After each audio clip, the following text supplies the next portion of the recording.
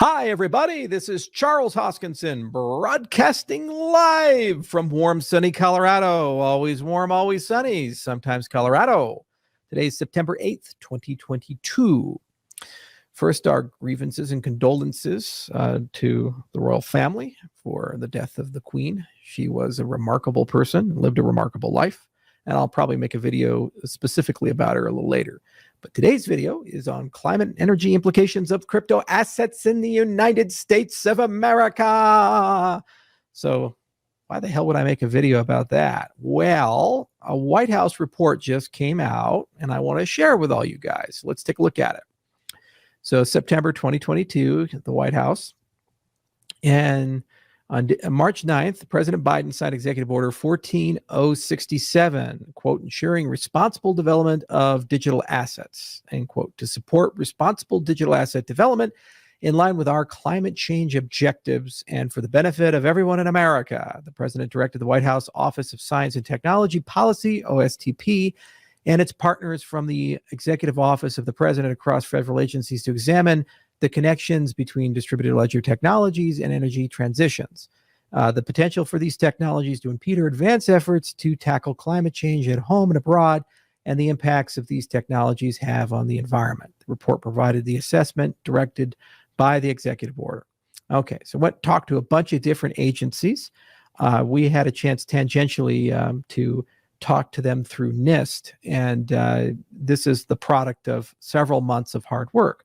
And you'll notice something, that Cardano is actually referenced 5 times in the president's report on page 10, page 31, page in some tables, page 32, and then again on 32, and then finally in the footnotes right there for some context on energy consumption. So you got to be very careful with administrations that are very politically skilled. So the Biden administration in particular, they've been around for a very long time. And these administrations, they tend to bury very important things in bureaucracy. So the vast majority, the super majority of American citizens will never see this report, never care about this report, have nothing to do with this particular report. But if you go to page 7 right here, and again, just bury these things deep inside the guts of bureaucracy. To ensure the responsible development of digital assets, recommendations including the following actions for consideration. The very first bullet point, minimize GHG emissions. Okay, so what's GHG emissions? Those are the emissions for running a blockchain. Environmental justice. Yeah, you got to love that everything is justice now. Impacts and other impacts for crypto assets. So the EPA and the Department of Energy and other federal agencies should provide technical assistance and initiate a collaborative process with states, communities, and the crypto asset industry and others to develop effective evidence-based environmental performance standards for the responsible design, development, and use of environmentally responsible crypto asset technologies. So in other words, EPA and DOE are going to start talking to crypto companies, should talk to them, to basically tell them to change the way that their cryptocurrencies work. And which way? Well, these should include standards for very low energy intensities, low water usage, low noise generation, clean energy usage by operators, and standards that strengthen over time for additional carbon-free generation to match and exceed additional electricity load of their facilities. Should these measures prove ineffective at reducing impacts, they always bury the lead, the administration should explore executive actions, and Congress might consider legislation to limit or eliminate the use of high energy intensity consensus mechanisms for crypto mining. In other words, Bitcoin should be banned. That's how you read that. Now, it's kind of funny that all the Bitcoin maximalists, when the Lummis bill came out, were advising Senator Lummis and Gillibrand to ban proof of stake and use the heavy hand of government to go after us. But boy, does it fucking suck when the shoe's on the other foot, doesn't it? That the White House is now basically hiding in page 7 a report no one will ever see or read. Hey, nice thing you got there with proof of work, but global warming bad, so we should ban it. And we'll soft ban it by having the EPA and DOE come in and basically create standards that you can't adhere to. And then when you can't, create some form of executive order or legislation to basically prevent you from being able to do it, or destroy your profit margins so it's no longer profitable for the American mining industry. Sucks, doesn't it? So that's how governments work, especially the United States government. They're like this. They say one thing and they do another thing.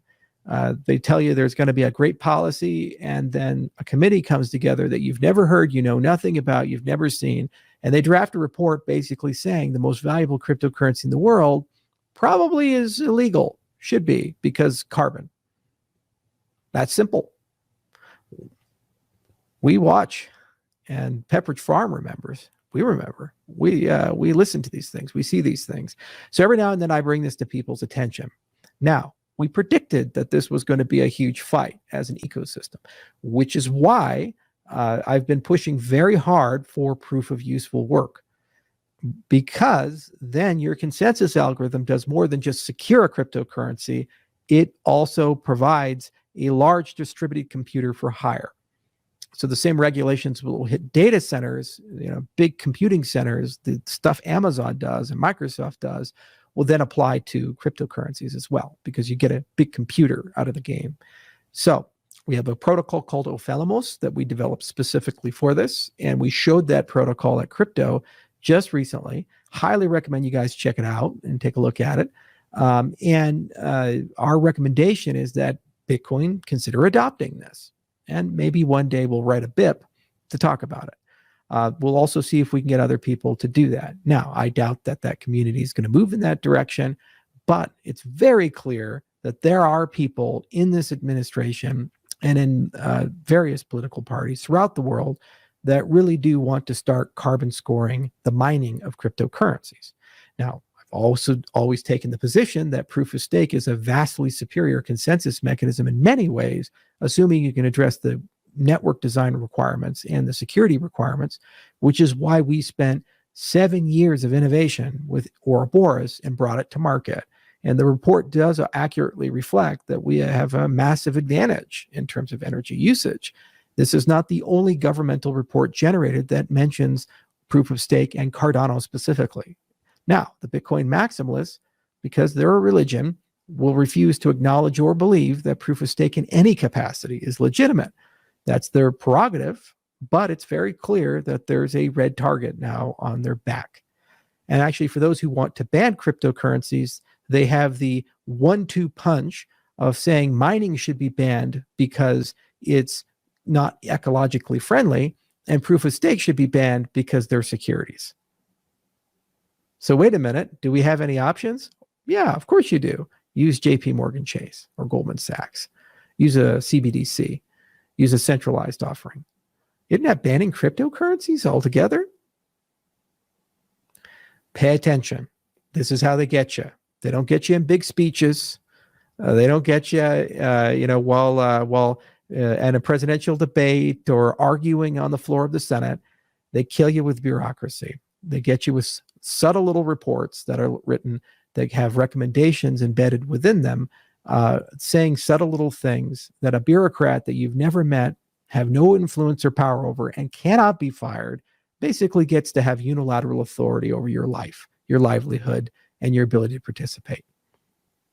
That is what they do. And this is how they're going to try to get the industry, little by little. It's just the same with going after cryptocurrencies.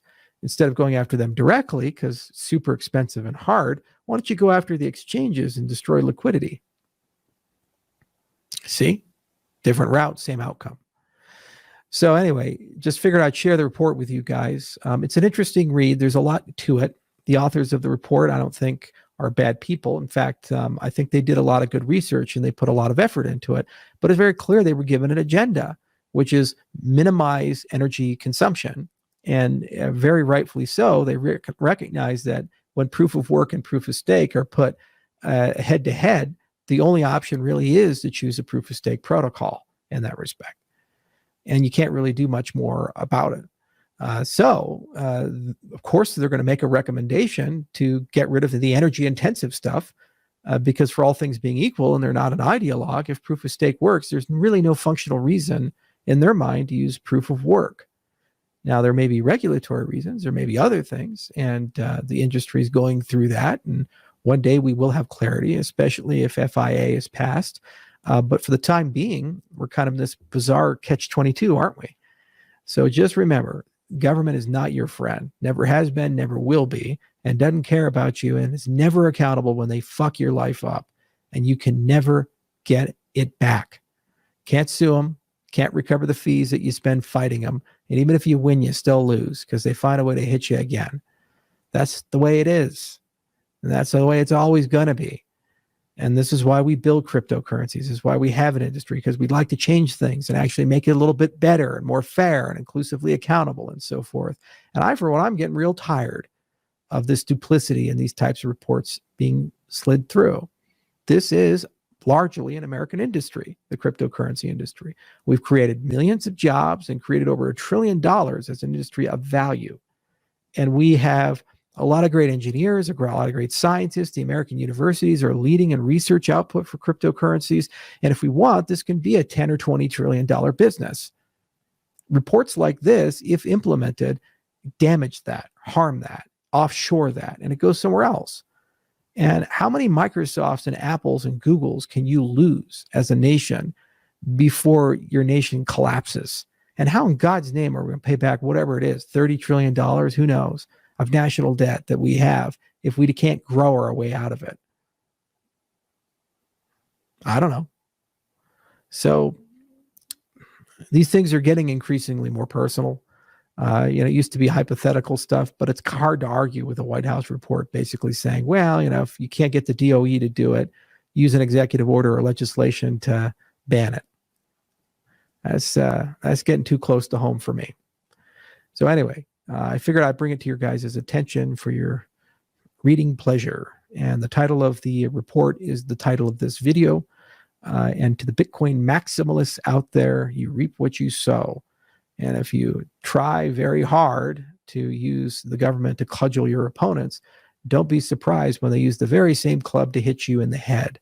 Maybe it's time we work together as an industry. Maybe it's time we unify a little bit and we stop calling everybody we disagree with evil and a scammer, and recognize that there are much bigger problems and concerns that if we're divided, we will not have the resources or ability to overcome for our industry. Or maybe not. Choice is yours.